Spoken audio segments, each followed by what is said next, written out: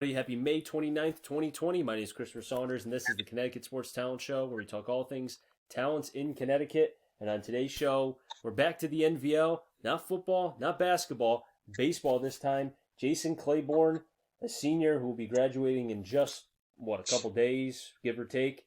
Jason, it's a pleasure to be able to have you on. Thank you. I appreciate you having me. First off, I really want to, I know it's not my fault, but I apologize and I feel awful for your senior year and for the senior class.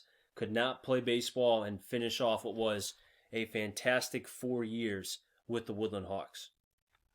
Thank you. I appreciate it. And it was just, we got unlucky, but honestly, I wouldn't trade the 3 years that I did play for anything. Like I always say, I had great teammates beside me, so many memories. And we accomplished more than a lot of kids accomplished in 4 years with going to the state semifinal, the NVL semifinal, just having a lot of close games, winning the Division 2 years, just a lot of stuff to be proud of in those 3 years. And looking back at those 3 years that you played, but 4 years entirely at Woodland, just now because of this virus, you've had time to kind of reflect and kind of just dive into that. Just tell me about the 4 years fully with the Woodland Hawks. All good things, honestly. Like all the coaches, I love them. Coach Kingsley, Coach Cody, Coach DiBiase, Coach Boucher, Coach Smith. Nothing but respect for all those guys. And what we always pushed was just working hard in practice translates to the games, and I always loved that. And that's always something that I've stood by. We always just the harder we worked, it seemed like the better results we got. And all the teammates I played with, great group of guys. I can't even, there's way too many to name, but they know who they are. And honestly, just we were able to get things done, but also have a good time doing it. So that's what I'm really going to miss. Now you mentioned DiBiase. Is his first name Jack? Yeah, it is. I played against Jack. Really? I'm showing my age. I'm 27. I played against him. He was a catcher, if I remember, because he also played on the football team too. Yeah, he did catch. I'm never going to forget, because I played him against Legion Ball. This is when Prospect had a team. And he was behind the plate, and I'm coming up to bat, and I'm just this dude's 8 feet taller than me. I'm 5'11". It felt like it was definitely a mismatch. But yeah, no, real nice guy. He knows the game too. He does. He's a competitor. He does. And also another thing I always liked about Coach Deebs is he had your back no matter what. If the umpire made a bad call, he would not hold back. He would tell them right to their face that they messed up. That's Jeff. And he always had their backs. He always had their backs. He was like that too. Again, to go back, there'd be times where if a pitcher missed off the plate or if an umpire, missed a call here or there, either inside or out, he would say, "Blue." That was right there. He would give it to him. He doesn't care. He was still like that as a coach. Obviously he couldn't go crazy and get thrown out of the game, but he would definitely let the umpires hear it if he felt that they needed to. And I always liked that about him. And that's the one thing I've liked about the Woodland program in all sports. Baseball specifically, since we're talking about it. The guys who leave always come back. The ones who have kids when they're older, they kind of, even if they don't raise their kids to play baseball, they still have them at least come back and see hey, this is what happened. It's, the community aspect is something that I've always admired about the Woodland program, specifically with baseball, even going back to when I played against them. Yeah, for sure. And even before Woodland, just in middle school, elementary school, Prospect and Beacon Falls have always been big sports, going back to Little League, Prospect versus Beacon Falls, rivalries, everyone was always so into that. I remember we played them in All-Stars in 7th grade. And I just remember everyone from middle school being at those games, whether you were from Prospect or Beacon Falls, it's just at Woodland, Prospect, Beacon Falls, everyone was like you said, so invested in coming back and still caring about the sports that we have here. And once again, that's another thing that I'll definitely miss. Is there any? I'm sure there's a lot of big games, big time hit, a walk off, something that kind of jumps out to you. Is there anything for you specifically? One, it could be a game or it could be a play that you'll never forget. Actually, I got two things. Okay. One a game and one kind of like a personal thing. That's fine. Playing in the state semifinal at Muzzy against Wolcott. Although we came up on the shorter side, that was one of the most fun games I've ever played in. Like, the atmosphere was unreal.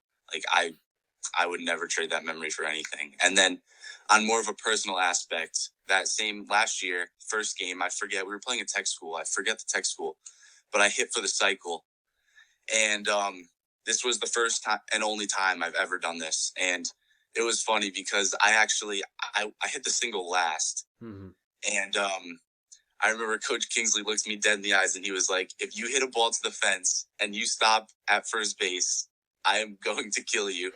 And like, there was a little bit of joke to it, but he was serious.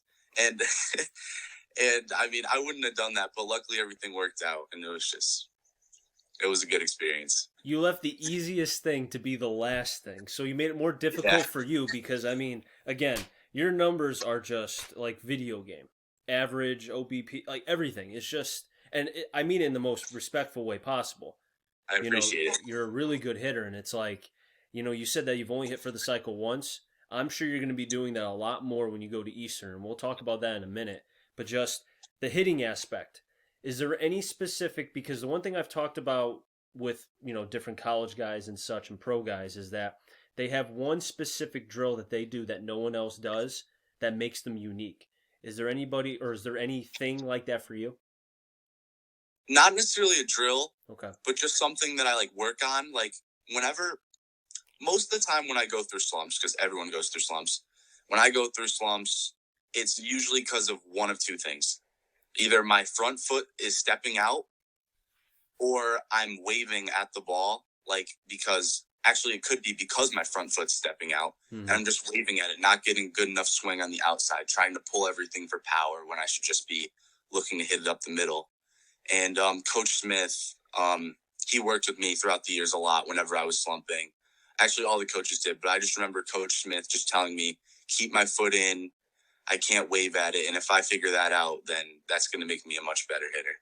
So your foot when it's coming out, is that because the mindset is you're trying to pull because of power and you're better off if you're just trying to, not saying that you can't hit for power, but you're a much better hitter when you can spray the ball and let your hands and back control kind of do the work. Yeah, basically okay.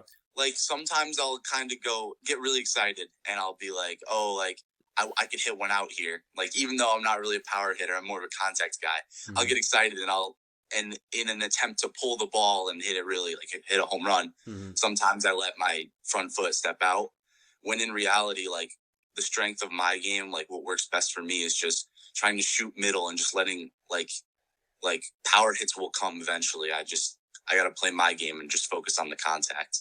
And the way the game is changing now, and I'm sure you see Major League Baseball and how the game is more power, and they don't really care about average, which I think is wrong. They should.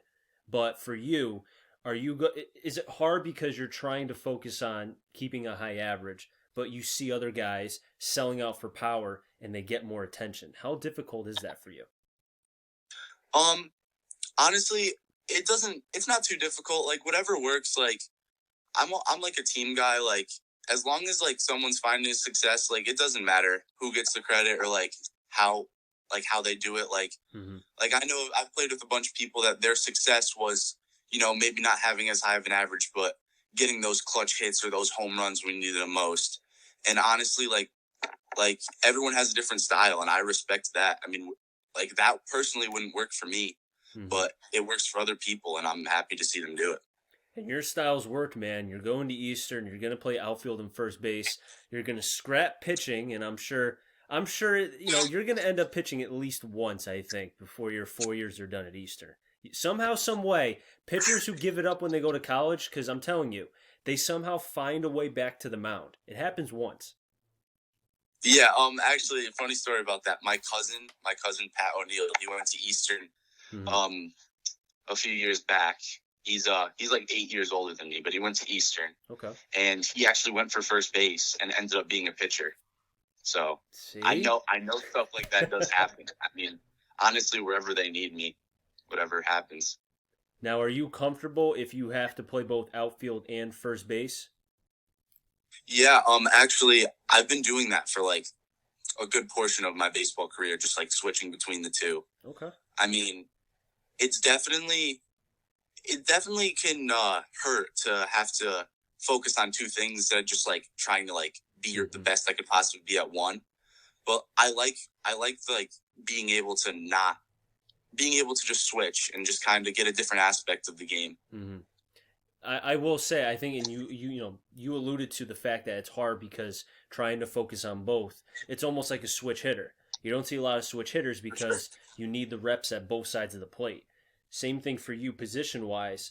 You're trying to get reps at both positions so that way you don't, if you don't want to be as bad at one position and then good at another. You want to be able to be as versatile as possible. Of course, yeah, and that's the goal. I mean, Hmm. if I have to work a little harder, like I'm okay with it.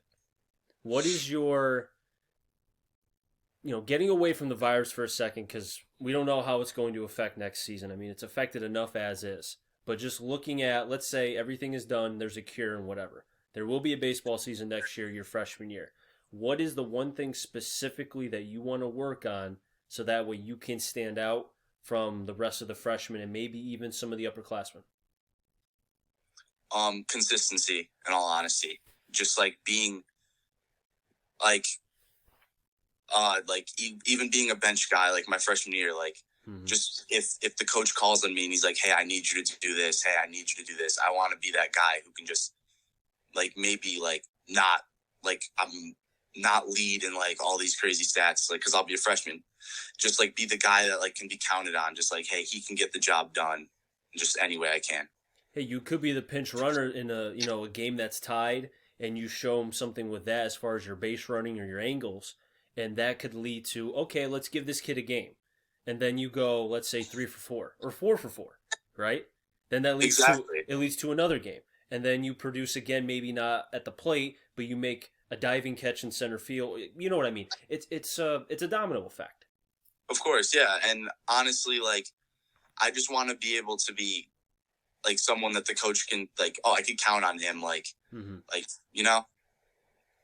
I'm telling you, man, you've got a bright future ahead of you, and I think you and Bedrizik and Graveline, all those guys have really kind of represented the NVL well, and you're going to be another one going off to college and showing why the NVL should be not taken lightly when it comes to baseball. Thank you, I appreciate it.